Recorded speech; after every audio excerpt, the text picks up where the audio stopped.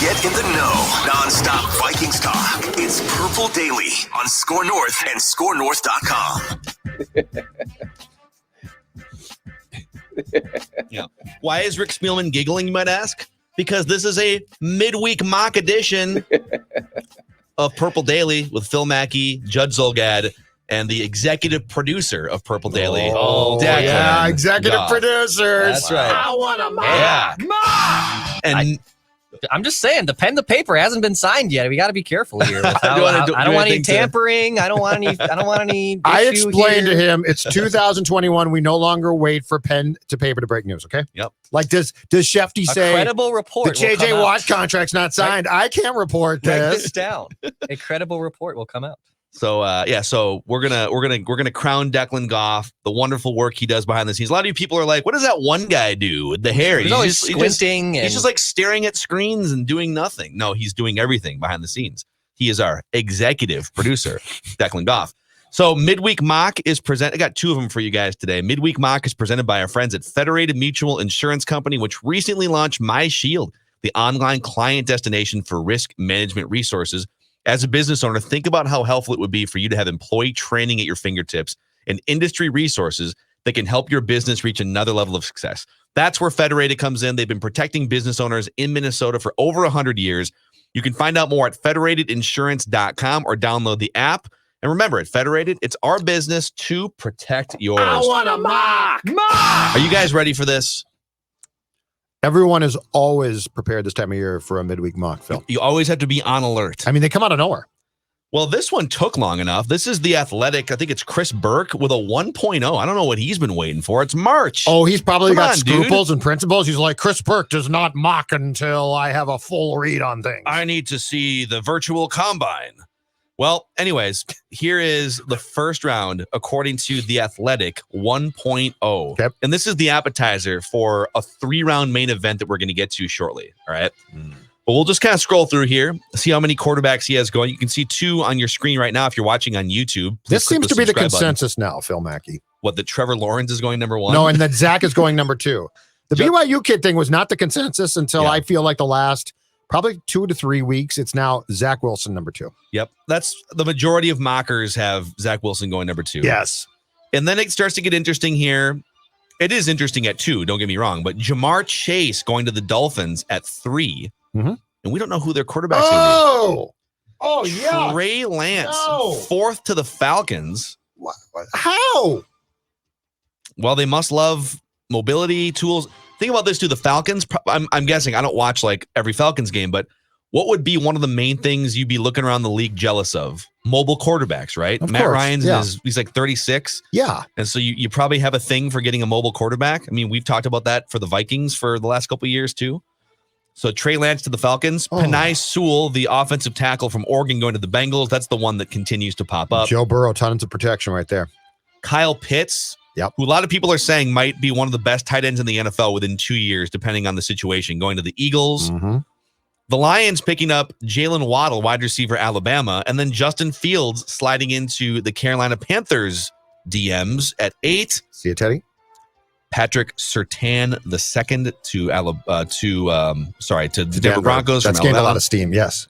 And then we get into the 10, 11, 12 range here, leading up to the Vikings. We're going to skip ahead to the 14th pick to the Minnesota Vikings. And if I'm not mistaken, there is a prominent wide receiver still on the board here. I don't think we've gotten both Alabama receivers off the board here. Yep.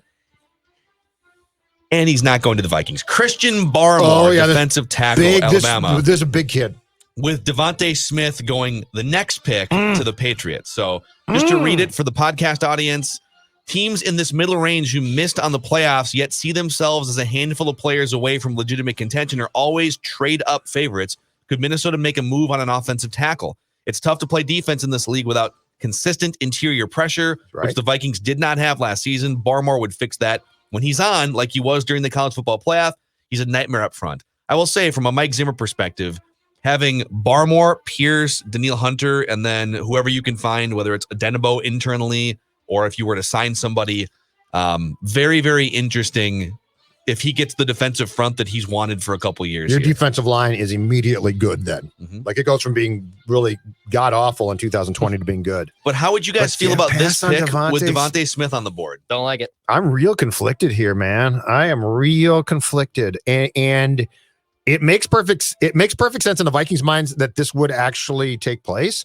So it would not shock me. But the Devontae Smith pick is so intriguing to me. I'm just coming more and more to the side of, hold on a second here. JJ Thielen, Devontae Smith. It's tantalizing. And I get that like fixing your offensive and defensive lines is probably the most important thing.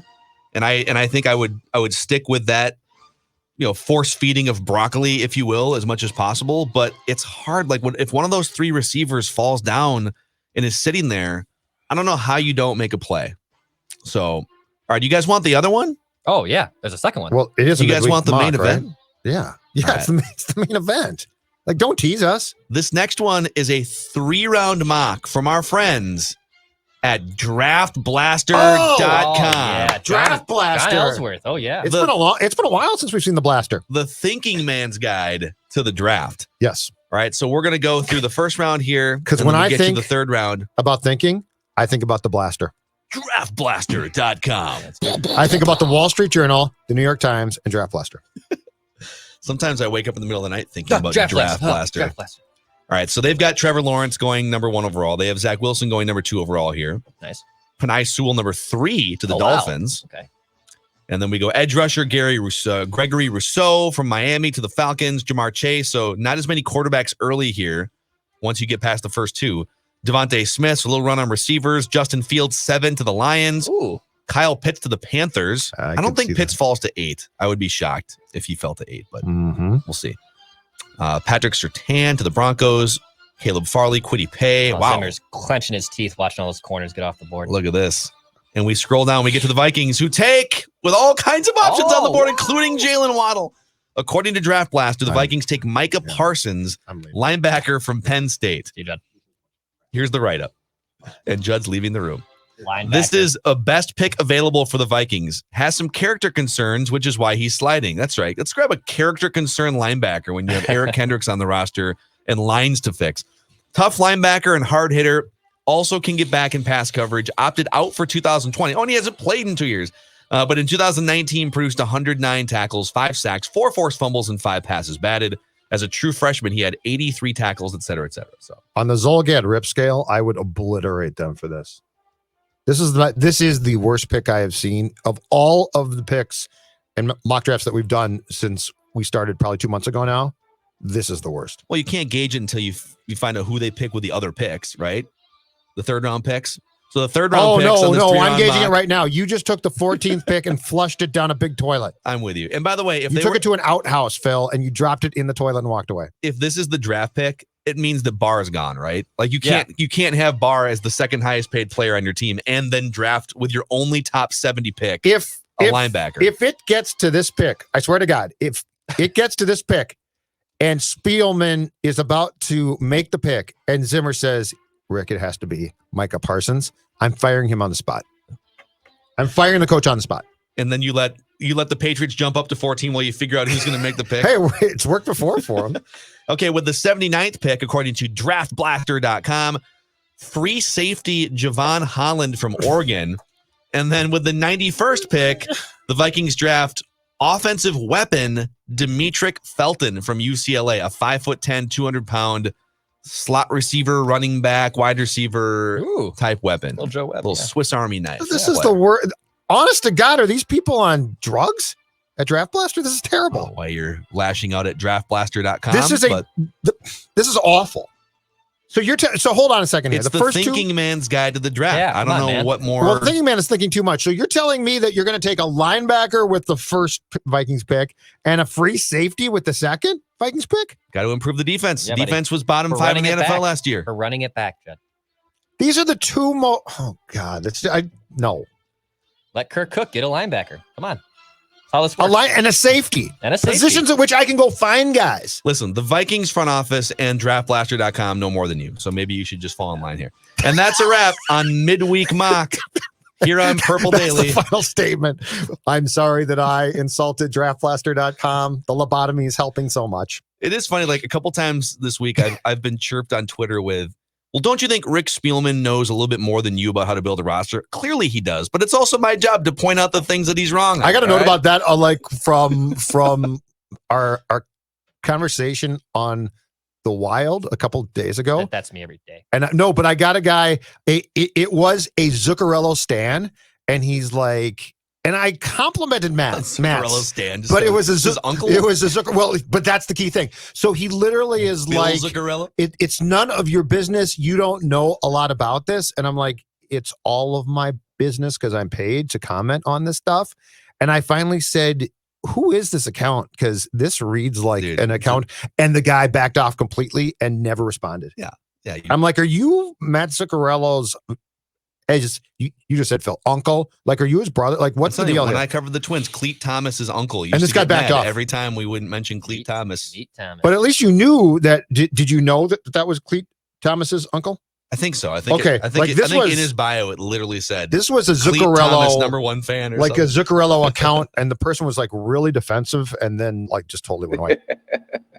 Anyway, well, that's a wrap on midweek mock here on Purple Daily, and be sure to check out the Monday Mock Draft Monday episode too. We give you more mock drafts than really anybody in the universe. So we'll see you guys tomorrow.